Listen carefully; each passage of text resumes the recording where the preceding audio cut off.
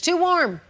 Speaking of too warm, look at this. With the holidays in full swing, the Scottsdale Fire Department warning residents to stay fire safe this season. Don't let this be you. From Christmas trees to candles, cooking. December and January, they are peak months for home fires. We've got Captain David Folio joining us to share tips on keeping our celebrations safe. So what are some of the first things that you say to people? We got to remember this around this time of year.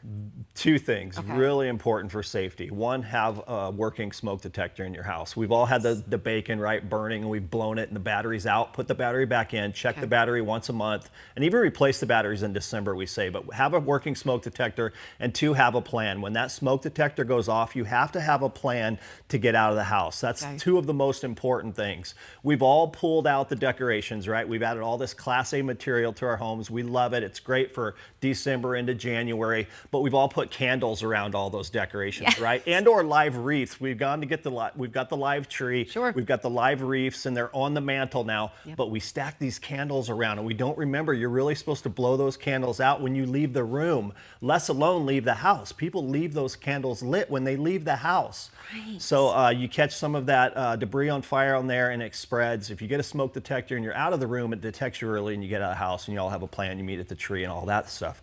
We've all gone and bought these real Christmas trees, right? They need to be 3 feet from a heat source. So we want to put them next to the fireplace. Mine's next to my fireplace. It's 5 feet away.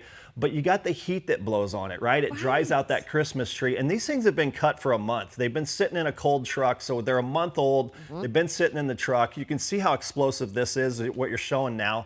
That was from the NFPA. Within 7 seconds, that's explosive. So when you think about hearing that smoke detector, you literally have seconds to make a decision and get out of the house, right? So make sure the trees are watered. If you can start at the top of the tree and pull one of the branches and all those the pine needles come off, middle of the tree come off, that's bad. That needs to be watered and or taken out of the house. Get something new.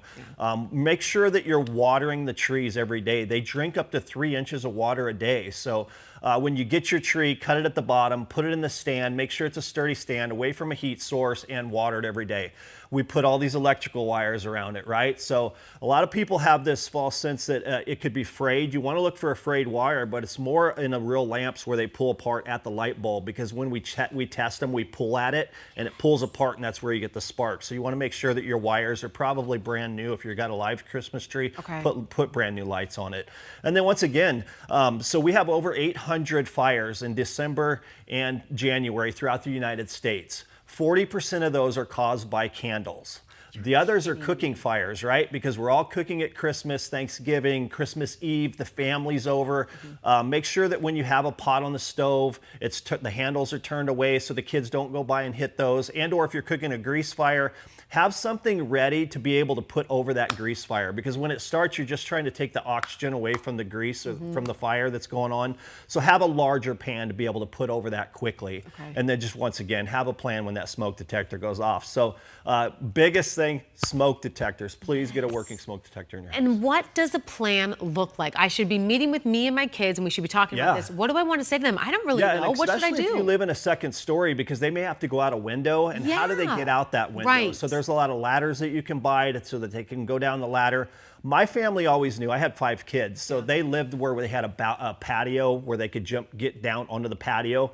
We knew that if we had an emergency at 3 in the morning, the tree was our meeting place out front. So you had to get to the tree in the meeting place. If you weren't there, I could tell the firefighters that are pulling up, hey, so-and-so knows to be here. He's not here. Here's where his bedroom's at. So have a plan. My kids when we actually practice it, they would go to the patio, they would go over, get on the fence, get down the fence, and meet at the tree. That's how they got down. So you have to have a plan and practice it. Don't just have a plan like you're testing your smoke detectors. It's fantastic. Just such good reminders. And I love the idea. Every December, just make it a tradition. We put up the Christmas tree lights, and then we change out the smoke detectors. Yes, absolutely. Captain Dave Folio, thank you so much for your time. These are such good reminders. All right, let's send